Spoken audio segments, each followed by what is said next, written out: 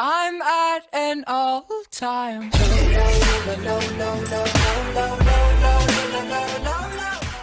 Hey guys, welcome back to my channel. I just want to say welcome.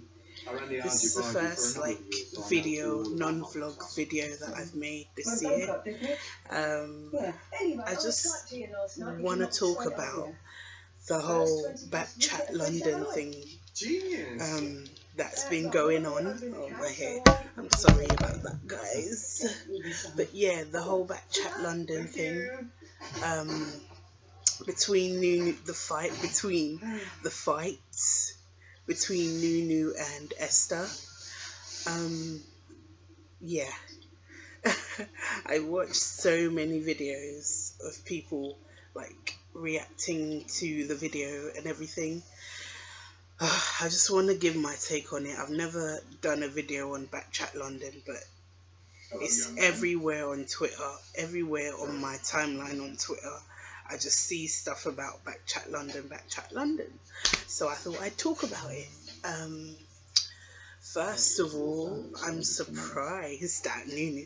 Okay, I'm not surprised because she speaks her mind a lot. From what I've watched of her, she really speaks her mind, and yeah, I feel like Esther deserved it, to be honest. If you're gonna come for someone, be ready, be ready for their response. And Nunu did not hold back. If you watched it, you know what she said. Basically, Nunu just shut her down completely. I feel like Esther just looks for trouble, and when you look for trouble, trouble comes your way. So I feel like she deserved it. She probably thought Nunu wasn't going to do anything, because at the reunion, season 2 reunion, when Esther was talking all that, she said a lot of insulting things, and Nunu never said anything. So Esther probably thought it was going to be the same, but clearly she'd had enough. What I think is, it's like in a school, you're in school and a bully keeps going at you.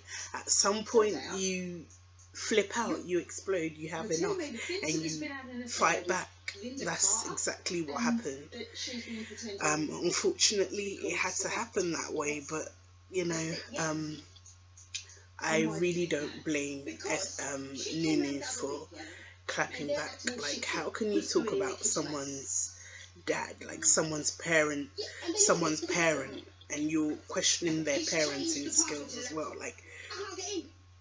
Esther was clearly asking for it, because she's questioning Nunu's dad's parenting skills. You should never do that. Just the same as you shouldn't talk about someone's kid, which she didn't. Nunu never mentioned her kid. She mentioned Esther and her life choices. She never mentioned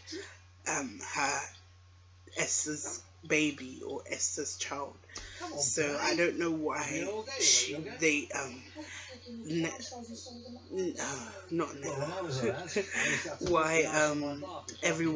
what's her name, Missy started saying, oh, you never talk about someone's child, you never talk about someone's child. She never mentioned Esther's child. But yeah, I guess she was triggered, and I don't know, I feel like she kind of got the reaction that we all thought we were gonna get from Esther. Esther gets rowdy. I mean, it's pretty normal that she gets that way. I don't know. I just think it all adds to the entertainment of it, It all makes, that's what makes BKCHAT London, that's what makes BKCHAT interesting, Everything, including fights. So I'm glad they didn't actually physically fight, because that would have been crazy. Like, that would have literally been on World Star if they fought. Maybe, I'm not sure, because World Star is mainly American, but yeah. I've got more to talk about this. I've got a lot more to say, because it's crazy. Like, I'm sure, and most from the other videos I've watched of other people talking about it, they've all said the same thing. Esther was out of order. Yes, Nunu was out of order, but Esther also came at Nunu. People keep forgetting that. So let's talk about what the whole topic was on in this episode. It's episode 9, and we're 9 episodes into season 3. I believe it's about the roles of the man and the woman in a marriage, in a family. So this whole, but everyone, like, obviously the main thing that happened that was interesting was the verbal fight between Esther and Nunu. So obviously that was the main focus, but really we've got to talk about the actual topic that they debated on, and it's an interesting topic, but I feel like they should have had more maybe a more diverse panel. Like, it was just black people, and I'm pretty sure it was all black people. If they had a wider range of culture, that would have been really, really interesting, because if, for example, Max was there, that would have really made the debate interesting, because he's got a completely different viewpoint, I think, to what everyone else has. It would have stirred things up a bit, made the debate more interesting. And if they had maybe people from different backgrounds, because it literally was all mainly in an African background. Well, as an African, I just feel like maybe it should have been more people from other backgrounds apart from African or black, for black in general, because if you had say white people, a white person, or a Asian person, their take on it might have a different viewpoint. Especially a white person, I think they wouldn't think that men and women should split roles. The title is "If You Don't Cook for Him, Another Woman Will." I agree, but in time, I feel like this whole statement is overrated. It's talked about too much. It's mentioned too many times, and it's an issue because women tend to feel like if they don't cook, African black women feel like if they don't cook for their man, most of them anyway, feel like if they don't cook for their man, then he's gonna leave her. But that's not all a marriage is about. It's not just about the cooking and the domestic side. There's the business, money side, finances. There's the actual love in the family, in the relationship. There's other things involved in a marriage apart from cooking and cleaning and everything. So I don't like the fact that African or black people always focus on that, because that's not all a marriage is about. I don't think it is anyway. If it was, then I don't think a lot of people would get married, because it's like, is that all there is to a marriage? You like take joy in cooking for someone. Like, some women actually do take pride in cooking for their husband, which is fine. I don't think there's anything wrong with it, but I do think focusing on your cooking and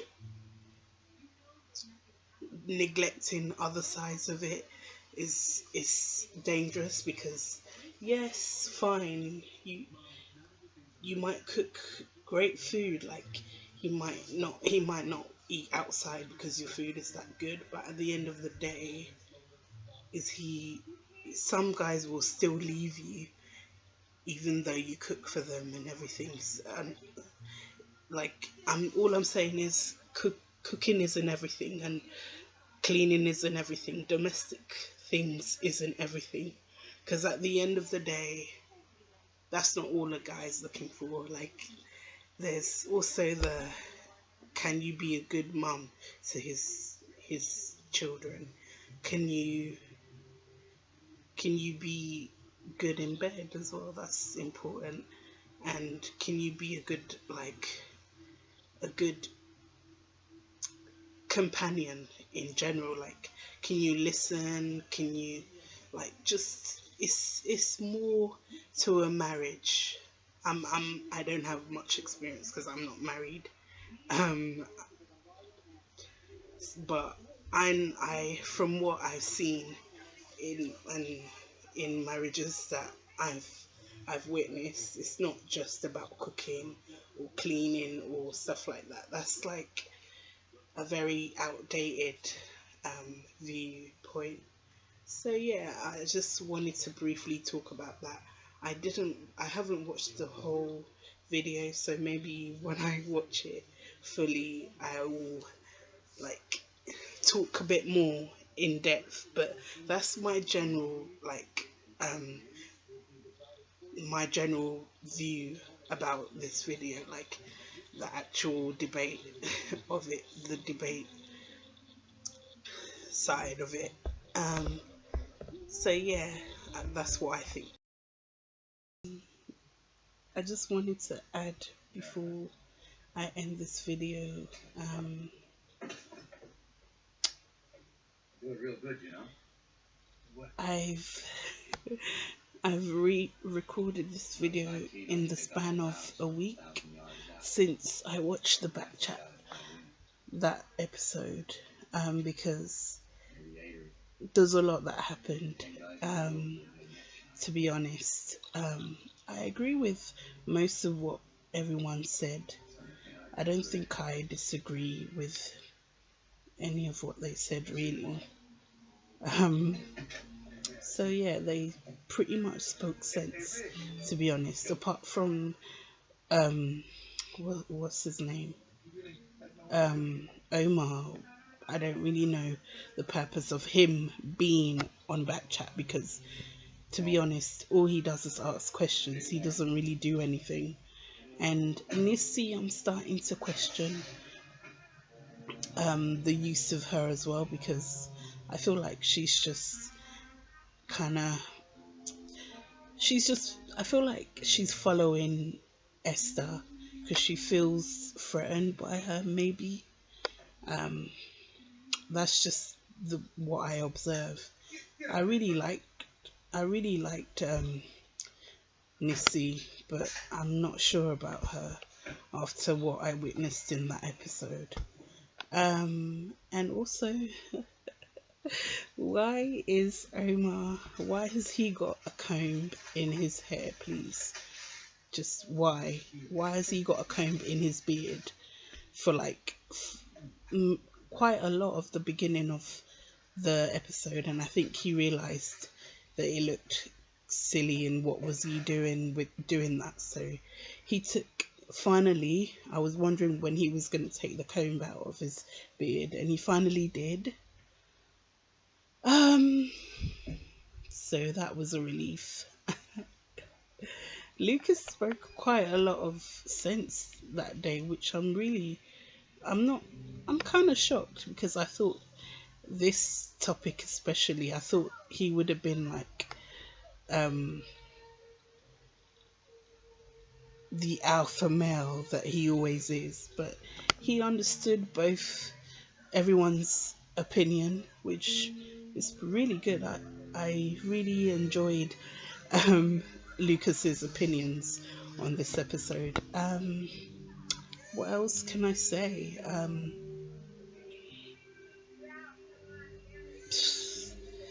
B Money is really funny. I like B Money. I like that BKCHAT brought B Money in because he's quite funny, but like he makes quite good points as well. He makes good he brings good points. His opinions are quite valid, I think. But those shorts, he needs to cut it. He really does. I'm sorry. So yeah, that's pretty much it. I just want to say thank you guys so much for watching this video. It was just my little review on this episode of BKCHAT London. I can't remember the number. I'll add it to the title, but thank you so much for watching. I'm sorry it's quite long, but it was almost an hour long, so my review was only 20 minutes long, so yeah, I think that's good. If you liked this video, give it a big thumbs up. That would help me a lot, and share with your family and friends and anyone else you want to share it with. And yeah, thank you so much. Last but not least, don't forget to subscribe because that helps me a lot too. Okay, bye guys.